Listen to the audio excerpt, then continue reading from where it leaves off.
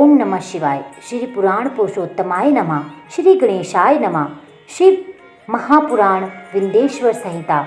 दोस्तों, आज के इस अध्याय में आप श्री शिव महापुराण की विंध्येश्वर संहिता का अध्याय 1 का श्रवण करेंगे, जिसमें प्रयाग में सूत जी ने मुनियों का तुरंत पाप नाश करने वाले साधन के विषय में प्रश्नों को सुना और उनके उत्तर भी दिए, जो आदि और अंत में, मध्य में, नित्य मंगलमय है, जिनकी समानता अथवा तुलना कहीं भी नहीं है, जो आत्मा के स्वरूप को प्रकाशित करने वाले देवता हैं, जिनके 5 मुख हैं और जो खेल खेल में अनायास जगत की रचना, पालन और संहार तथा अनुग्रह एवं तिरोभाव रूप 5 प्रबल कर्म करते हैं, उन सर्वश्रेष्ठ अजर अमर ईश्वर अंबिकापति भगवान शंकर का मैं मन ही मन में चिंतन करती हूँ।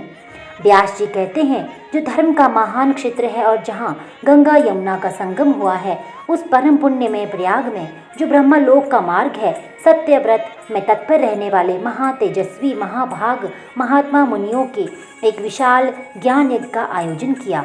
उस ज्ञान यज्ञ का समाचार सुनकर पौराणिक शिरोमणि व्यास शिष्य महामुनि सूत जी वहाँ मुनियों का दर्शन करने के लिए आए। सूत जी को आते देखकर वे सब मुनि उसमें हर्ष से खिल उठे और अत्यंत प्रसन्नचित्त से उन्होंने उनका विधिवत स्वागत सत्कार किया।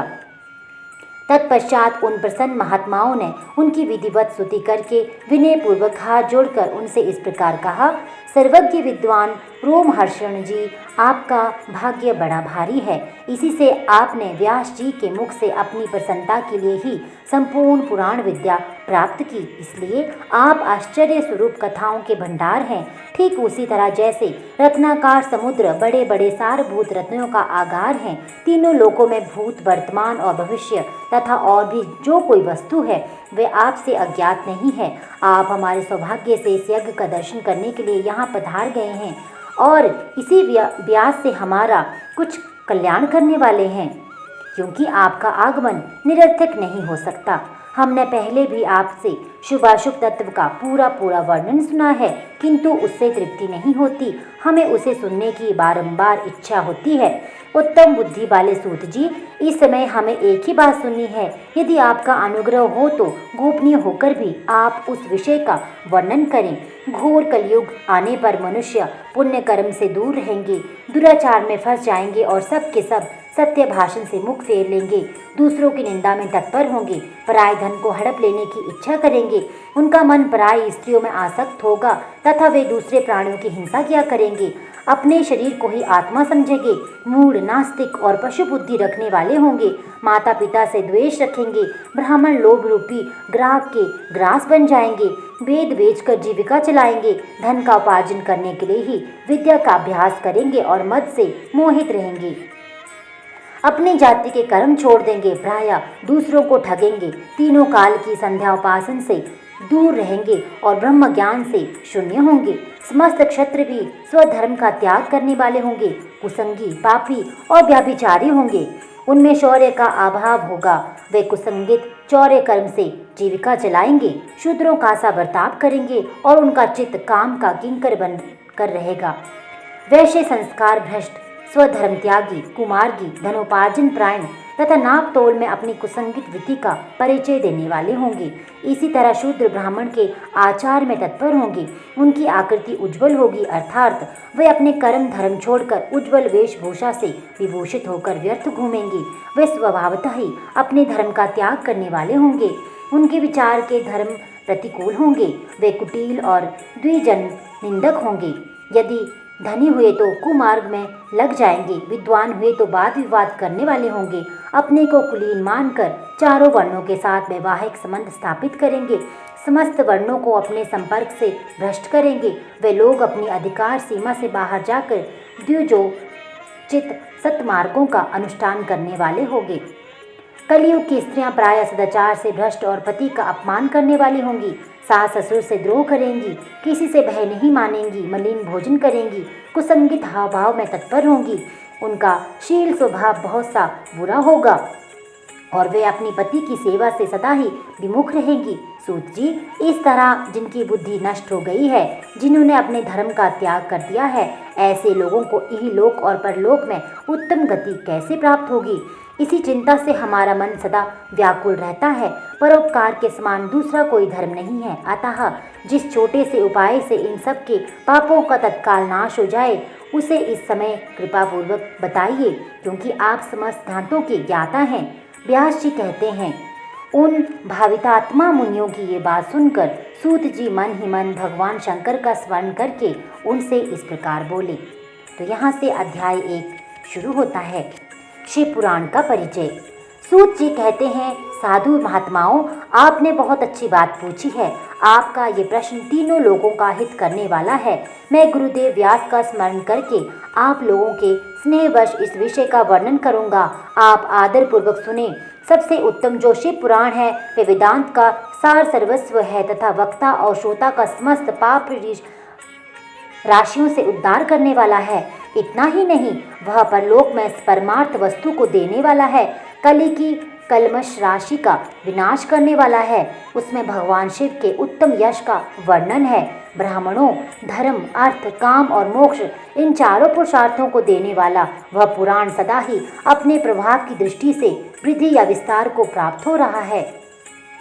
विप्रवरों, उस सर्वोत्तम शिव पुराण के अध्ययन मात्र से वे कलयुग के पापसक्त जीव श्रेष्ठतम गति को प्राप्त हो जाएंगे।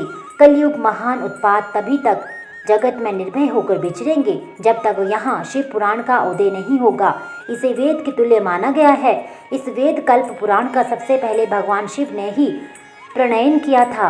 विंध्येश्वर संहिता, रुद्र संहिता, विनायक संहिता, उमा संहिता, मातृ संहिता, एकादश रुद्र संहिता, कैलाश संहिता, शतरुद्र संहिता, कोटि रुद्र संहिता, सहस्त्र कोटि रुद्र संहिता, वायव्य संहिता तथा धर्म संहिता, इस प्रकार इस पुराण के 12 भेद या खंड हैं। ये 12 संहिताएं अत्यंत पुण्यमयी मानी गई हैं। ब्राह्मणों, अब मैं उनके श्लोकों की संख्या बता रहा हूँ। आप लोग वे सब आदरपूर्वक सुने। विंध्येश्वर संहिता में 10,000 श्लोक हैं। रुद्र संहिता, विनायक संहिता, उमा संहिता और मातृ संहिता, इनमें से प्रत्येक में 8-8 हजार श्लोक हैं। ब्राह्मणों, एकादश रुद्र संहिता में 13,000, कैलाश संहिता में 6,000, शतरुद्र संहिता में 3,000, कोटि रुद्र संहिता में 9,000, सहस्त्र कोटि रुद्र संहिता में 11,000, वायव्य संहिता में 4,000 तथा धर्म संहिता में 12,000 श्लोक है। इस प्रकार मूल शिव पुराण की श्लोक संख्या 1,00,000 है, परंतु व्यास जी ने उन्हें 24,000 श्लोक में संक्षिप्त कर दिया है। पुराणों की क्रम संख्या के विचार से इस शिव पुराण का स्थान चौथा है। इसमें 7 संहिताएं हैं। पूर्व काल में भगवान शिव ने श्लोक संख्या की दृष्टि से 100 करोड़ श्लोकों का एक ही पुराण ग्रंथ ग्रथित किया है। सृष्टि के आदि में निर्मित हुए वह पुराण साहित्य अत्यंत विस्तृत था।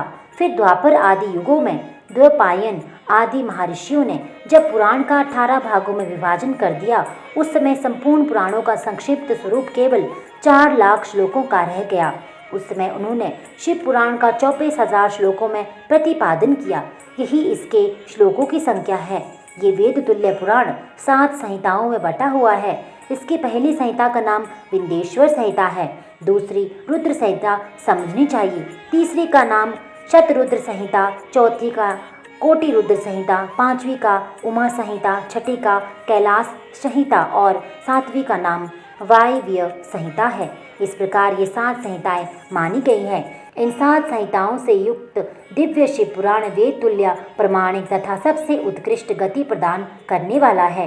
ये निर्मल शिव पुराण भगवान शिव के द्वारा ही प्रतिपादित है। इसे शैव शिरोमणि भगवान व्यास ने संक्षेप में संकलित किया है। ये समस्त जीव समुदाय के लिए उपकारक, त्रिविध तापों का नाश करने वाला, तुलना रहित एवं सत्पुरुषों को कल्याण प्रदान करने वाला है। इसमें वेदांत विज्ञान में प्रधान तथा निष्कपट धर्म का प्रतिपादन किया गया है। ये पुराण ईर्ष्या रहित अंतःकरण वाले विद्वानों के लिए जानने की वस्तु है। इनमें श्रेष्ठ मंत्र समूहों का संकलन है तथा धर्म, अर्थ और काम इस त्रिवर्ग की प्राप्ति का साधन भी वर्णन है। ये उत्तम शिव पुराण समस्त पुराणों में श्रेष्ठ है। वेद वेदांत के वेद रूप से विलसित परम वस्तु परमात्मा का इसमें गान किया गया है। जो बड़े आदर से इसको पढ़ता और सुनता है, वह भगवान शिव का प्रिय होकर परम गति को प्राप्त कर लेता है। तो दोस्तों, ये था विंध्येश्वर संहिता का अध्याय 1, अध्याय 2 सुनने के लिए इस चैनल के साथ जुड़े रहिए। आपका दिन शुभ हो। बहुत बहुत धन्यवाद। ओम नमः शिवाय।